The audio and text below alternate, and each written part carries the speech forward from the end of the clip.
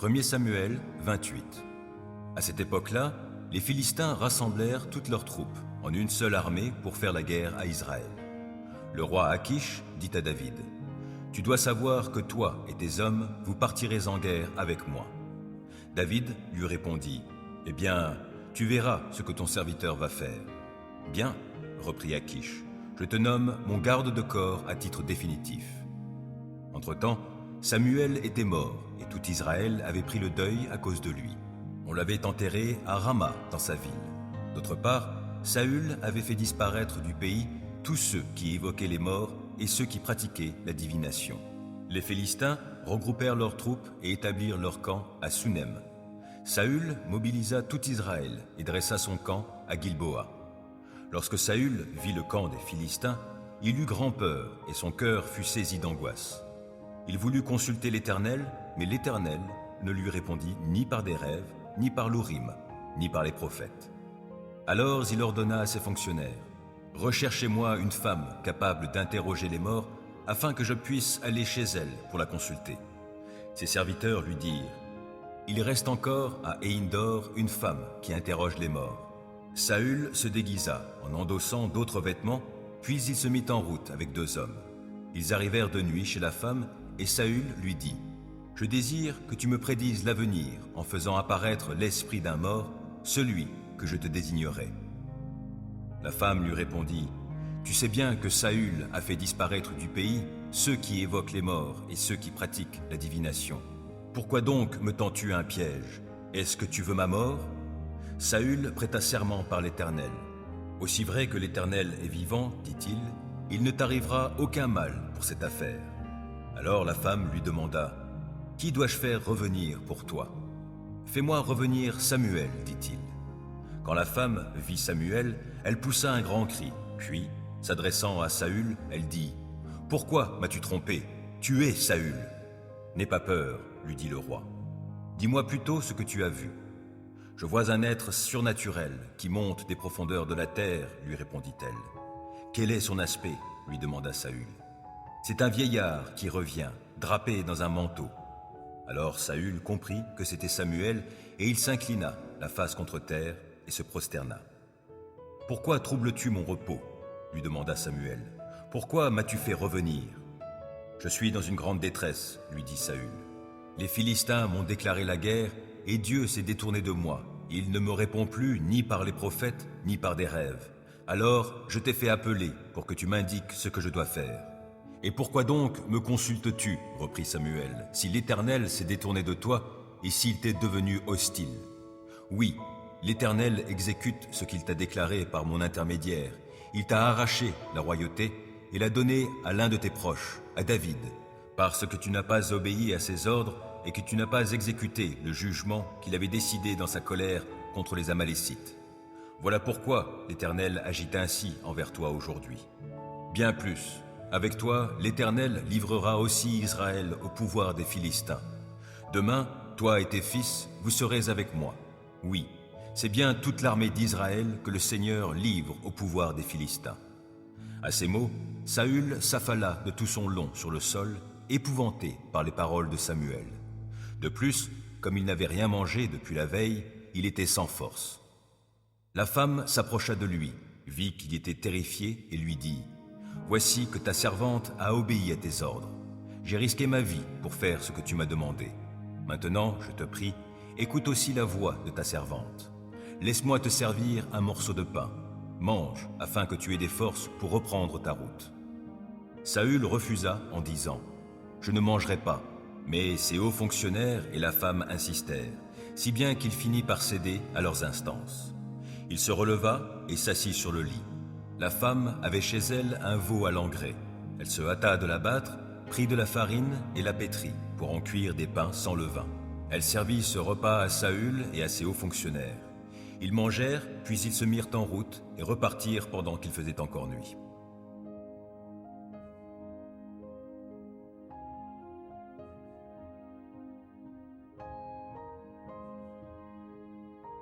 Première lettre aux Corinthiens, 9.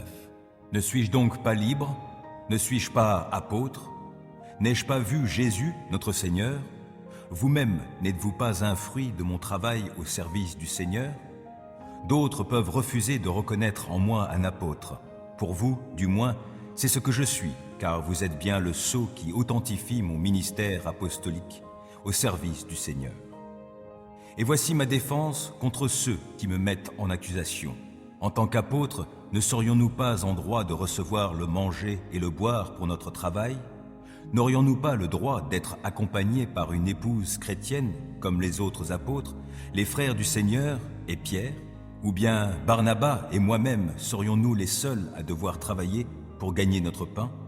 Dites-moi, avez-vous jamais entendu parler d'un soldat servant dans une armée à ses propres frais? Ou d'un vigneron qui ne mangerait pas des raisins de la vigne qu'il a plantée? Quel berger élève un troupeau sans jamais profiter du lait de ses brebis? Et je ne tire pas mes arguments des seuls principes établis par les hommes, car la loi dit les mêmes choses. En effet, c'est bien dans la loi de Moïse qu'il est écrit « Tu ne mettras pas de muselière à un bœuf pendant qu'il foule le blé ». Dieu s'inquiéterait-il ici des bœufs? N'est-ce pas pour nous qu'il parle ainsi? Bien sûr que si. C'est pour nous que cette parole a été écrite, car il faut que celui qui laboure le fasse avec espérance et que celui qui bat le blé puisse compter sur sa part de la récolte. Puisque nous avons semé parmi vous les biens spirituels, serait-ce de notre part une prétention exorbitante si nous attendions de vous quelque avantage matériel? Du moment que d'autres exercent ce droit sur vous, ne l'avons-nous pas à plus forte raison? Eh bien, nous avons préféré ne pas user de ce droit. Au contraire, nous supportons tout, afin d'éviter de faire obstacle, si peu que ce soit, à l'évangile de Christ. Et pourtant, vous le savez, ceux qui font le service sacré dans le temple reçoivent leur nourriture du temple. Ceux qui officient à l'autel reçoivent leur part des sacrifices offerts sur l'autel.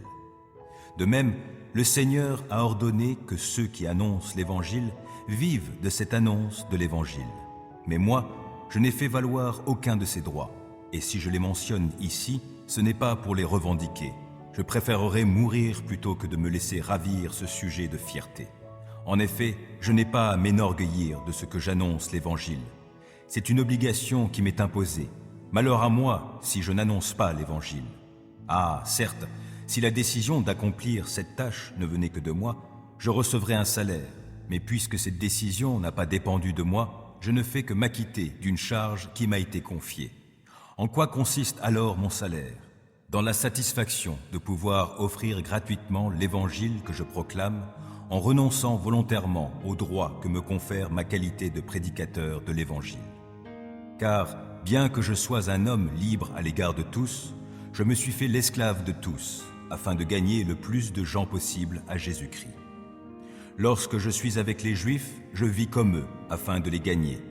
Lorsque je suis parmi ceux qui sont sous le régime de la loi de Moïse, je vis comme si j'étais moi-même assujetti à ce régime, bien que je ne le sois pas, afin de gagner ceux qui sont sous le régime de cette loi.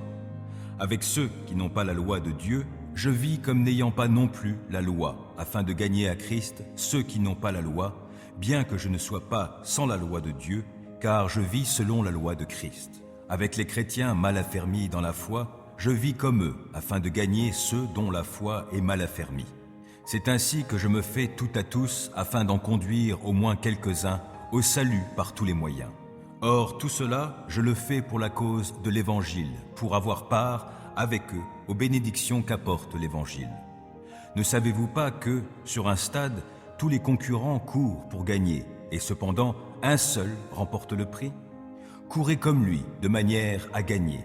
Tous les athlètes s'imposent une discipline sévère dans tous les domaines pour recevoir une couronne, qui pourtant sera bien vite fanée, alors que nous aspirons à une couronne qui ne se flétrira jamais.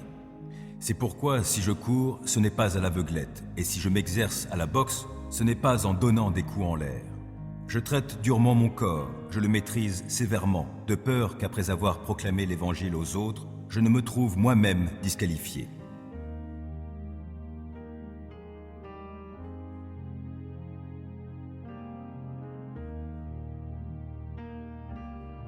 Ézéchiel 7. L'Éternel m'adressa la parole et me dit : Ô toi, fils d'homme, voici ce que déclare le Seigneur l'Éternel au pays d'Israël. La fin est arrivée. Aux quatre extrémités du pays, c'est la fin. Oui, maintenant, c'en est fini de toi, car je vais déchaîner contre toi ma colère, et je vais te juger pour ta conduite. Je te ferai payer toutes tes abominations. Je n'aurai pas pour toi un regard de pitié. Je serai sans merci. Je te rétribuerai pour ta conduite, et de tes abominations, tu resteras coupable. Et vous reconnaîtrez que je suis l'Éternel. Voici ce que vous dit le Seigneur, l'Éternel. Un malheur, oui, un malheur sans pareil va survenir. La fin arrive. C'est vrai, elle arrive la fin. C'en est fini de toi. La voilà qui arrive. La ruine vient pour toi, habitant du pays. Oui, le moment arrive, le jour est proche. Voici, sur les montagnes, c'est la consternation au lieu des cris de joie. Maintenant, sans tarder, moi, je vais déverser ma colère sur toi, et j'irai jusqu'au bout de tout mon courroux contre toi. Oui, je te jugerai pour ta conduite, je te ferai payer toutes tes abominations. Je n'aurai pas pour toi un regard de pitié, je serai sans merci, je te rétribuerai pour ta conduite, et de tes abominations, tu resteras coupable, et vous reconnaîtrez que c'est moi, l'Éternel, qui vous aurai frappé. Voici le jour, elle arrive la ruine. Oui, elle se prépare, et le bâton qui va frapper fleurit. L'arrogance s'épanouit, la violence se dresse pour servir de bâton à la méchanceté. Il ne restera rien, ni de ce peuple, de ses multitudes bruyantes, ni de tout son tumulte, ni de sa gloire. Le temps arrive, le jour approche, que celui qui achète ne se réjouisse pas, et que celui qui vend ne se désole pas, car la colère plane sur toute cette multitude. Parce que le vendeur ne retrouvera pas ce qu'il avait vendu, même s'il demeurait au nombre des vivants. En effet, la révélation concernant cette multitude ne sera jamais révoquée. À cause de ses fautes, aucun d'eux ne pourra sauver sa vie. On sonnera du corps et l'on se tiendra prêt, mais aucun n'ira au combat, car ma colère plane sur toute cette multitude. Au dehors de la ville, c'est l'épée qui sévit. Au dedans, c'est la peste et la famine. Celui qui est au champ périra par l'épée, et celui qui est dans la ville, la peste et la famine le feront succomber. Si quelque rescapé parvient à s'échapper, il s'enfuira vers les montagnes, tout comme les colombes des vallées. Et ils gémiront tous, chacun pour son péché. Leurs mains pendront sans force et leurs genoux flagelleront. Ils porteront des habits de toile de sac et la frayeur les saisira. La honte se lira sur chacun des visages. Toutes les têtes seront rasées. Ils jetteront leur argent dans les rues et considéreront leur or comme souillé. Car ni l'argent ni l'or ne pourront les sauver au jour de la colère de l'Éternel, ni apaiser leur faim. Ils ne satisferont aucun de leurs désirs, car c'est l'argent et l'or qui les ont fait tomber dans le péché.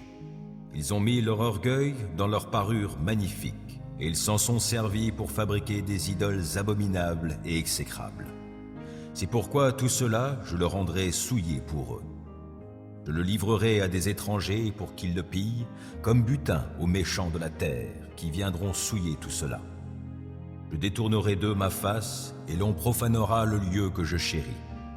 Des brigands y pénétreront et le profaneront. Fabriquez-vous des chaînes, car les crimes font loi dans ce pays, et la ville est remplie de violence.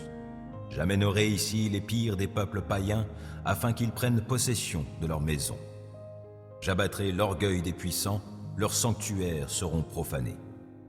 Voici, la ruine vient. Ils chercheront la paix sans pouvoir la trouver. Désastre sur désastre viendront les submerger. Il y aura un afflux incessant de mauvaises nouvelles. Ils solliciteront en vain quelques révélations de la part du prophète. La loi fera défaut aux prêtres, et les responsables du peuple seront dépourvus de conseils. Le roi prendra le deuil, et le prince sera vêtu des habits des temps de malheur. Le peuple du pays aura les mains tremblantes. C'est d'après leur conduite que je les traiterai, et je les jugerai selon leurs propres règles. Ils reconnaîtront que je suis l'Éternel.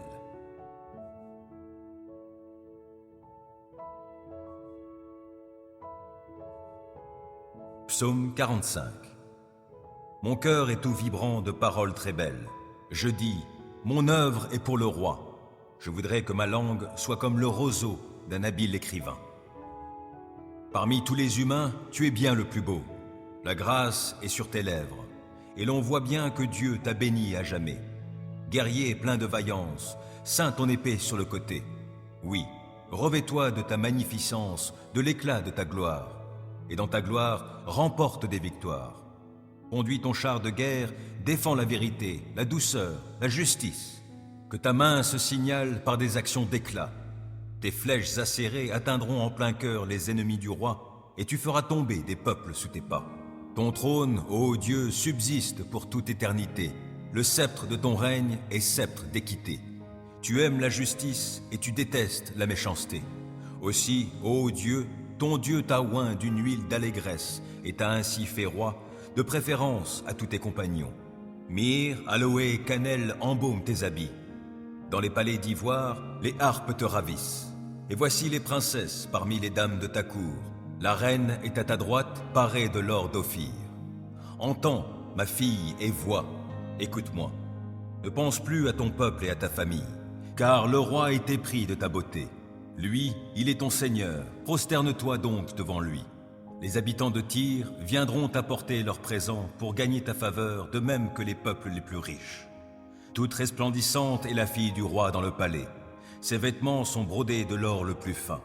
En vêtements brodés, on la présente au roi. De jeunes demoiselles la suivent en cortège. On les conduit auprès de toi. On les conduit dans la joie et dans l'allégresse. Elles sont introduites dans le palais du roi. Tes fils succéderont à tes ancêtres. Tu les établiras princes pour diriger tout le pays. Je redirai ta renommée à toutes les générations. C'est pourquoi tous les peuples te loueront éternellement.